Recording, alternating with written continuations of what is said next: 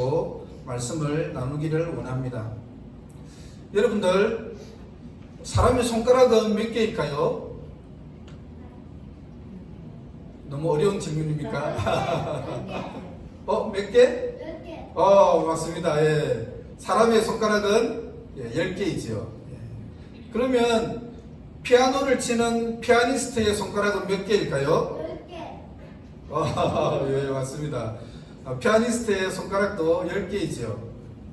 근데 여러분, 혹시 네 손가락 피아니스트를 들어보셨나요?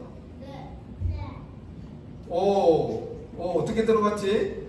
아빠랑 같이 봤잖아. 예. 비밀인데.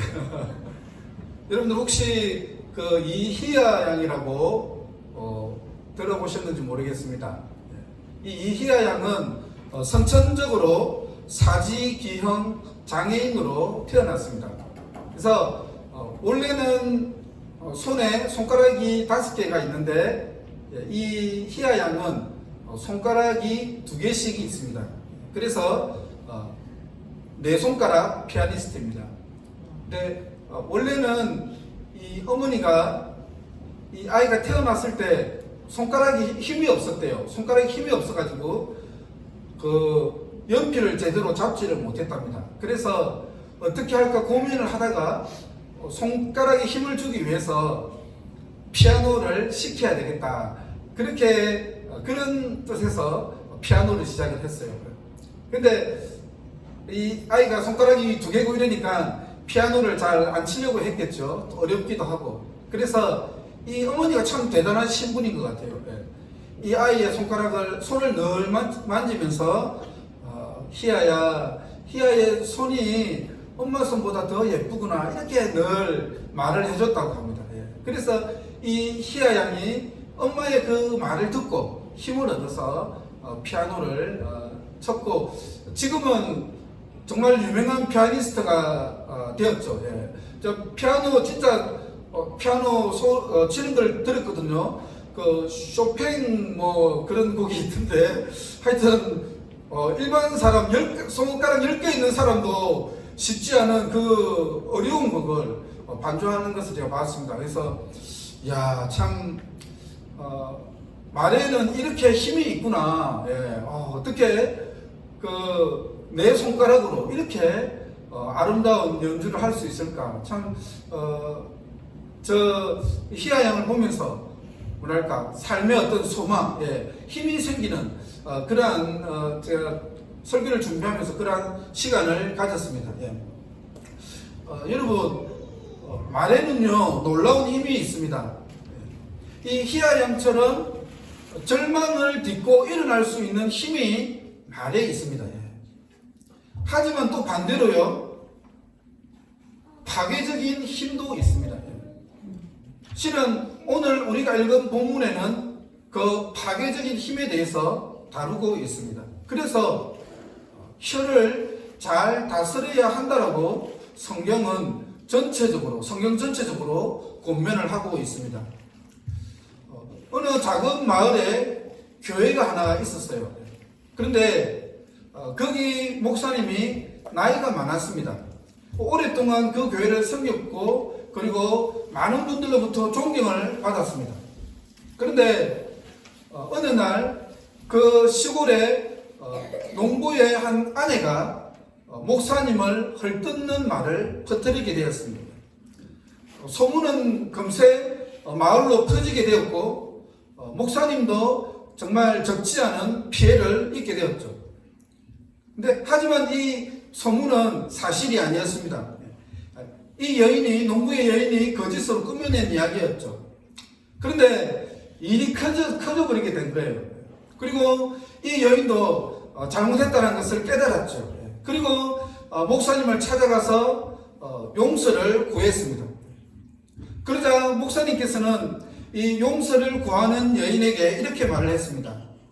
당신이 저의 한 가지 요구를 따라준다면 저는 기꺼이 당신을 용서하겠습니다.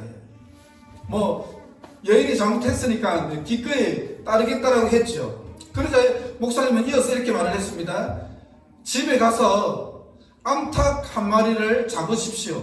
그리고 그 암탉에 있는 털을 뽑아서 바구니에 담아서 가지고 오십시오. 이 말이 떨어지기 무섭게 여인은 쏜살같이 집으로 달려갔습니다. 그리고 닭을 잡아서 털을 모두 뽑아가지고 바구니에 담아서 왔습니다. 이 돌아온 그 여인에게 다시 목사님이 이렇게 말했습니다. 이제 마을로 가서 각 모퉁이를, 마을의 모퉁이를 돌면서 이 깃털을 뿌리고 돌아오십시오. 그러자 이 여인이 금방 쏜살같이 달려가서 깃털을 뿌리고 돌아왔습니다. 근데 이제 목사님께서 마지막으로 이 여인에게 한 가지 지시를 내렸습니다. 이제 마을로 돌아가서 그 깃털을 모두 모아 오십시오. 그리고 한 개도 잃어버린 것이 없는지 우리가 한번 봅시다. 이 말을 하게 되자 이 여인이 깜짝 놀랐습니다. 깜짝 놀라서 목사님을 쳐다보면서, 목사님, 그것은 절대로 불가능합니다. 이미 깃털은 바람에 날려서 온 사방으로 다 흩어졌을 것입니다. 어떻게 그 깃털을 다 주워오라고 하십니까?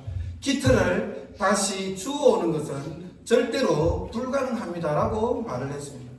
그러자 그 목사님이 이렇게 말을 했습니다. 저는 당신을 분명히 용서할 것입니다. 하지만 당신이 말한 그 거짓된 말들은 결코 주워 담을 수가 없습니다. 그리고 그로 인한 피해 또한 취소할 수 없다는 것을 명심하십시오. 여러분, 그렇죠. 한 번 쏟아진 말은 주워 담을 수가 없습니다. 그리고 그 말로 인해서, 잘못된 소문으로 인해서 생긴 그 피해들을 취소할 수도 없는 것이죠. 그렇기 때문에 여러분 어떻습니까? 우리는 늘 말을 조심하고 신중해야 되는 것입니다. 그러면 여러분, 우리가 이렇게 혀를 다스리기 위해서 우리는 어떻게 해야 할까요? 첫 번째로는요, 우리는 늘 겸손해야 합니다. 야고보서 3장 1절에서 2절 말씀을 한번 볼까요? 다 같이 한번 읽어보도록 하겠습니다. 야고보서 3장 1절 2절 다 같이 읽어볼까요? 시작. 내 형제들아, 너희는 선생된 우리가 더 큰 심판을 받을 줄 알고 선생이 많이 되지 말라. 우리가 다 실수가 많으니 실수가 없는 자라면 곧 온전한 사람이나 능히 온몸도 굴레 씌우리라. 이 야고보서는 뭐라고 권면하고 있습니까? 선생이 되지 말라라고 권면하고 있습니다. 그런데 여러분, 우리는 일반적으로 어떻습니까? 여러분들 잘 돌아보십시오. 많은 사람들은 선생이 되려고 합니다. 다른 사람들을 가르치려고 합니다. 하지만 오늘 성경은 선생이 되지 말라라고 하죠. 왜 그렇습니까? 더 큰 심판. 그만큼 말을 하는 사람, 가르치는 사람, 선생에게는 그만큼의 더 책임이 있다라는 것이죠. 그래서 실은 이 가르치는 사람은요, 배우는 사람이 되어야 합니다. 원래 이 가르치는 사람과 배우는 사람의 말의 그 원래 어근이 똑같다라고 합니다. 그러니까 우리가 먼저 선생이 되려고 하기보다는 우리는 먼저 배우는 사람이 되어야 하는 것이죠. 우리는 다른 사람들에게 가르치고 선생이 되기보다는 먼저 배우려는 겸손한 마음, 먼저 다른 사람의 말을 들으려고 하는 그러한 마음이 필요하다는 것이죠. 그래서 우리는 어떻습니까? 말을 하기를 좋아합니다. 듣는 것이 쉽지 않습니다. 그래서 말하기보다는 우리는 먼저 듣는 사람, 겸손한 사람이 되어야 되겠습니다. 여러분 혹시 그런 말 들어보셨습니까? 말을 배우는 데는 2년이 걸리지만 침묵을 배우는 데는 평생. 60년이 걸린다. 평생. 말을 배우는 데는 2년이 걸리지만 침묵을 배우는 데는 60년이 걸린다라고 했습니다. 그만큼 침묵하기가 쉽지 않고 그만큼 우리가 말에 실수가 많다는 것이죠. 그래서 실은 성경은 어떻게 말씀합니까? 듣기는 속히 하고 말하기는 더디하라라고 말씀합니다. 근데 이것이 잘 안 되죠. 우리가 이것이 잘 안 됩니다. 듣기보다는 다른 사람이 말을 하게 되면 말을 잘라서라도 먼저 내 말을 하고 싶은 것이 우리의 마음이지요. 그러다 보니까 실수를 많이 하게 됩니다. 근데 성경은요, 우리가 여러분들이 성경을 쭉 읽어보면 아시겠지만 성경은 전체적으로 듣기를 속히 하고 그리고 말하는 것을 자제하고 그리고 우리의 혀를 다스릴 것을 권면을 하고 있습니다. 자, 예를 들어서 잠언 10장 19절 말씀을 볼까요? 다 같이 한번 읽어보겠습니다. 시작. 말이 많으면 허물을 면하기 어려우나 그 입술을 제어하는 자는 지혜가 있느니라. 잠언 13장 3절 말씀 볼까요? 시작. 입을 지키는 자는 자기의 생명을 보존하나 입술을 크게 벌리는 자에게는 멸망이 오느니라. 그 다음에 잠언 21장 시작. 입과 혀를 지키는 자는 자기의 영혼을 환난에서 보존하느니라. 아멘. 저는 여러분들의 혀를 잘 다스리고 여러분의 혀를 자제할 수 있기를 권면합니다. 여러분, 어떤 사람이 성숙한 사람일까요? 오늘 성경 말씀을, 오늘 본문 말씀을 보게 되면요, 혀를 제어할 수 있는 그 사람은 성숙한 사람이다라고 했습니다. 그런데 오늘 본문에서 뭐라고 조건을 달았습니까? 만일 말에 실수가 없는 자라면 곧 온전한 사람이라. 말에 실수가 없으면 완전한 사람, 온전한 사람이죠. 그런데 여러분, 이것은 어떻다라는 것입니까? 우리가 말에 실수가 있다라는 것입니까? 말에 실수가 없다라는 것입니까? 실수가 있다는 거예요. 우리의 말에 실수가 있다라는 것이죠. 우리가 늘 말하는 데 있어서 부족함이 있다라는 것입니다. 근데 오늘 우리 본문을 보게 되면요, 성경은 우리의 혀를 완벽하게 제어하는 것이 불가능하다라고 말씀하고 있습니다. 야고보서 3장 7절에서 8절 말씀 한번 볼까요? 다 같이 읽어보겠습니다. 시작. 여러 종류의 짐승과 새와 벌레와 바다의 생물은 다 사람이 길들일 수 있고 길들여 왔거니와 혀는 능히 길들일 사람이 없나니 쉬지 아니하는 악이요 죽이는 독이 가득한 것이라. 여러분, 성경은 뭐라고 말씀합니까? 혀를 길들일 수 있다라고 말씀합니까? 길들일 수 없다라고 말씀합니까? 혀는 우리가 능히 완전하게 완벽하게 통제하고 길들일 수 있는 사람이 아무도 없다라는 것이죠. 결론적으로 우리가 실수를 하지 않기 위해서는 우리는 겸손한 마음이 있어야 합니다. 한편으로는 그렇습니다. 우리가 우리 자신이 겸손할 뿐만 아니라 한편으로는 다른 사람에게도 어떻습니까?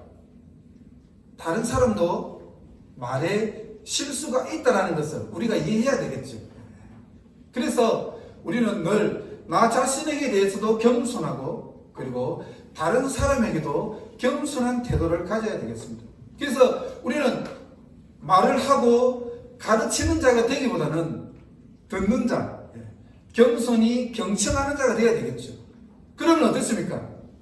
우리가 겸손히 듣고 겸손히 경청하면 다른 사람들이 여러분을 인정해 주실 것입니다. 실은 제가 설교를 준비하면서 제일 말을 많이 하는 사람이 누구일까 생각해 봤는데, 실은 설교하는 사람, 제가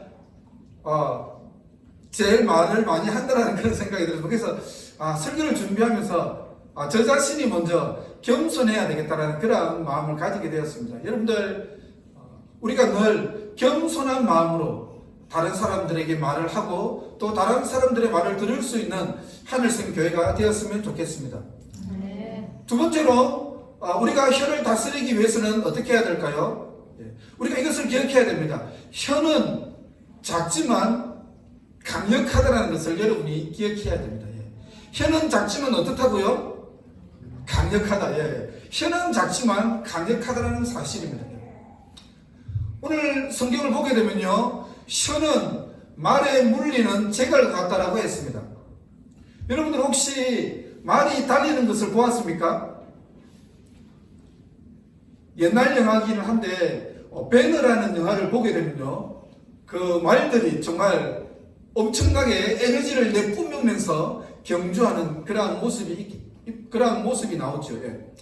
근데 이 정말 에너지가 넘치는 이 말들을 뭘로 제어할 수 있다는 것입니까? 제갈로 제어할 수 있다는 것이죠.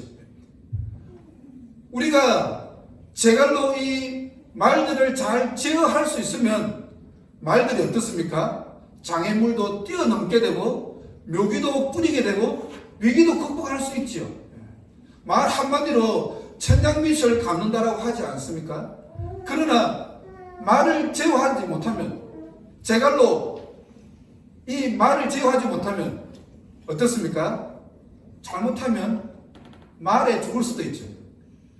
말도 마찬가지입니다. 우리의 이 말을 제어하지 못하면 신은 우리도 그 말로 인해서 죽을 수가 있는 것이죠. 이처럼 혀는 강력한 것입니다. 또 성경에서는요, 혀는 거대한 배의 키와 같다라고 했습니다. 예전에는 큰 배들이 한 200명에서 300명의 사람들을 태웠습니다. 물론 200명에서 300명의 사람을 태우는 것도 작은 배는 아니죠. 근데 오늘날 배는, 큰 배는 어떻습니까? 항공모함 같은 것을 보게 되면 뭐 수십 대의 비행기를 태우죠. 그리고 승무원들만 6,000명이 넘는 사람들을 태운다고 합니다. 그러니까 오늘날 이 배는 엄청난, 사이즈가 엄청나죠. 그런데 이 거대한 배의 방향을 움직이는 것이 뭐라는 거죠? 배의 키라는 것이죠. 근데 우리의 이 혀도 이 배의 키처럼 그만큼 강력한 힘이 있다는 것입니다. 배의 키가 배의 방향을 바꾸듯이 우리의 이 말이 삶의 방향을 바꿀 수 있다는 것이죠. 삶의 방향을 바꾸고 삶을 정말 부정적인 상황에서 긍정적인 상황으로 바꿀 수 있는 것이 이 말이라는 것입니다. 제가 이제 그 목사 안수를 받기 전에요, 전도사 시절에 그 세미나리에서 전도사님들, 목사님들하고 식사를 할 기회가 있었습니다. 근데 식사를 하기 전에 식사 기도를 해야 되잖아요. 근데 이제 제가 식사 기도를 어떤 분에게 부탁을 해야 되는데, 어떤 분에게 식사 기도를 부탁을 할까 하다가 저랑 친한 목사님이 있었습니다, 그때. 근데 그 목사님이 저보다 나이가 어렸어요. 목사님인데 나이가 어리고, 저는 아직 이제 목사 안수를 받지 않은 전도사 시절이었죠. 그래서 그 목사님에게, 제가 좀 친한 목사님이었거든요. 그래서 목사님, 막내니까 식사를 위해서 기도 한번 해주세요, 제가 이렇게 이야기를 했어요. 근데 옆에 있던 어떤 사모님이, 그분 나이는 어리지만 목사 안수 받았습니다, 이렇게 이야기를 하는 거예요. 그러니까 나는 전도사고 그 목사님은 나이는 어리지만 목사라는 거죠. 그러니까 뭐 약간 뭐랄까 우리 교회 안에서 질서상으로는 그 목사님이 더 높다라는 거죠. 그러니까 그 목사님을 하대하지 말아야지 약간 그런 말로 했던 것 같아요. 그러니까 저는 이제 그 말을 듣고 좀 당황을 했어요. 당황을 하고 어떻게 말해야 될지 몰라가지고 당황하고 있었는데, 근데 그 목사님이 정말 겸손한 분이셨어요. 정말 겸손한 목사님이시라 가지고 제가 어떻게 말을 못하고 당황하니까 그 목사님이 제가 막내니까 기도하겠습니다 이렇게 말을 하는 거예요. 그래서 그 목사님이 기도를 하고 나자 냉랭했던 분위기가 다시 화기애애하게 바뀌고, 또 저희들이 다행히 식사를 맛있게 하는 교제 시간을 잘 끝나는 그런 시간이 있었습니다. 그러니까 말이라는 것은요 그런 것 같아요. 부정적인 상황을 긍정적인 상황으로 바꿀 수 있는 것도 말이고, 또 긍정적인 상황을 부정적인 상황으로 바꾸는 것도 말인 것 같아요. 저는 우리 하늘샘 교회 성도님들의 말이 부정적인 상황을 긍정적인 상황으로 바꿀 수 있는 그러한 말이 되기를 축복합니다. 저는 우리 성도님들의 말이 낙심하는 분들에게 소망과 용기를 줄 수 있는 그러한 말이 되기를 바랍니다. 저는 의심하는 사람에게 믿음과 확신해 주는 말을 할 수 있기를 바랍니다. 그리고 마지막으로 불안해하고 평안이 없는 분들에게 여러분의 말을 통해서 평안을 주고 용기를 줄 수 있는 그러한 말을 할 수 있기를 주님의 이름으로 축복합니다. 세 번째로요, 우리가 혀를 잘 다스리기 위해서는요, 혀에는 파괴적인 힘이 있다는 사실을 우리가 반드시 기억을 해야 됩니다. 야고보서 3장 6절 말씀을 한번 볼까요?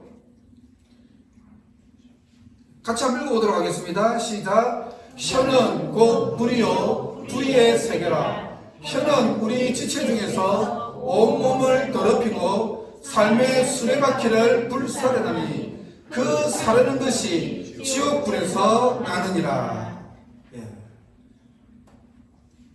오늘 말씀에서는 혀가 마치 불과 같다라고 했습니다. 그런데 불 중에서도 어떤 불이나 모든 산을 태우는, 모든 산을 집어삼키는, 화염으로 모든 것을 파괴하는 그러한 불과 같다라고 했습니다. 여러분들 혹시 2021년도에 캘리포니아에서 일어난 큰 산불을 한번 들어보신 적이 있습니까? 2021년도 캘리포니아의 엘도라도라는 지역에서 큰 산불이 났습니다. 이 산불이 얼마나 큰 산불이었냐 하면요, 서울의 면적보다 더 큰 면적을 이 산불로 다 태우게 되었습니다. 소방관 한 명이 불을 끄다가 이 불 때문에 화염에 휩싸여서 죽게 되었죠. 그런데 이 불이 여러분 어떻게 났는지 아십니까? 이 미국에서는 아이의 성별을 공개하는 파티를 한다고 합니다. 저는 그런 파티를 안 해봤는데 혹시 미국에 그런 파티가 있나요? 아이의 성별을 공개할 때 파티를 한다고 해요. 그때 이제 파티를 하면서 불꽃놀이를 하는데 그 불꽃이 산으로 가서 그것이 산을 태우는 산불이 되었다라는 것이죠. 근데 여러분, 우리의 혀도 어떻다라는 것입니까? 우리의 혀도 이러한 실수로 인해서 모든 산을 태우는 그러한 산불과 같이 될 수 있다는 것이죠. 처음에는 작지요. 말이라는 것이 처음에는 작습니다. 그런데 옮겨 붙으면 어떻습니까? 모든 것을 삼켜버리게 됩니다. 모든 것을 파괴하게 되고, 그리고 잿더미만 남게 되지요. 여러분, 작은 혀가요, 많은 사람들의 마음을 태우게 됩니다. 이 한마디의 말이 사람들의 마음을 태워버리게 되죠. 때로는요, 한마디의 말이 어떤 사람의 인생을 타들어가기도 합니다. 여러분 혹시 상처를 받아보신 적이 있습니까? 우리는 보통 그런 것 같아요. 다른 사람들에게 상처를 준 기억은 없습니다. 그러나 우리가 다 상처를 받은 기억이 있죠. 근데 상처를 받으면 여러분 어떻습니까?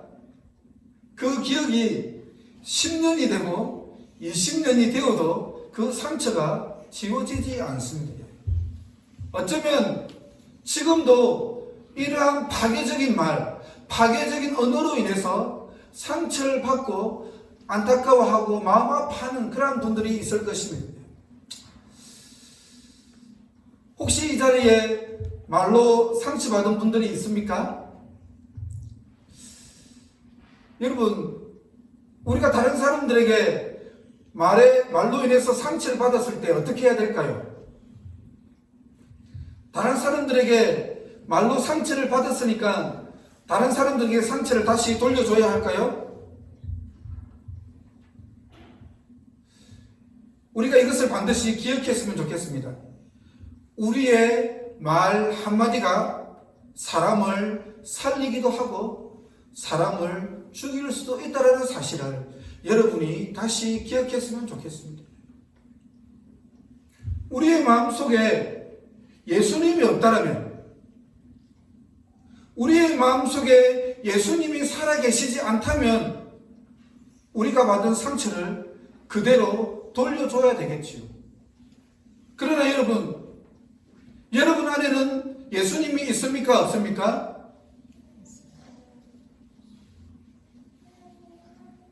여러분의 마음속에는 예수님이 있습니까? 없습니까? 있습니다. 우리 안에는 모두 예수 그리스도가 있습니다.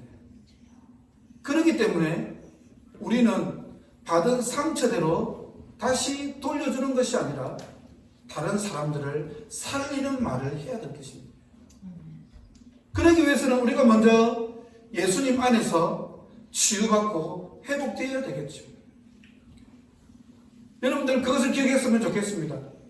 예수님께서 우리를 구원하시기 위해서요, 모든 조롱과 모든 모욕과 모든 핍박을 받았다는 사실을 여러분들 기억하셨으면 좋겠습니다. 어쩌면 가장 많은 상처를 받은 분은요, 바로 예수님이십니다. 예수님이 우리를 위해서 상처를 받으시고 우리를 위해서 십자가에 달려 돌아가셨습니다.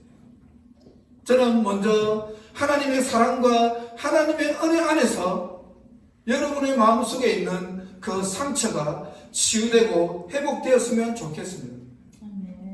두 번째로요, 여러분, 우리의 입술은 하나님을 찬양하는 입술입니다. 우리의 입술은 하나님을 찬양하는 입술인데 이 입술로 어찌 다른 사람을 저주할 수 있겠습니까? 우리는 예수 그리스도로 인해서 구원을 받았습니다. 그렇지 않습니까? 우리는 예수님을 믿고 구원받았습니다. 그렇기 때문에 우리의 입술로는 하나님을 예배하고 하나님을 찬양하는 데 사용되는 것이 우리의 입술입니다. 그런데 이 입술로 어찌 다른 사람을 저주하고 파괴하는 데 우리의 입술을 사용할 수 있습니까? 불가능합니다.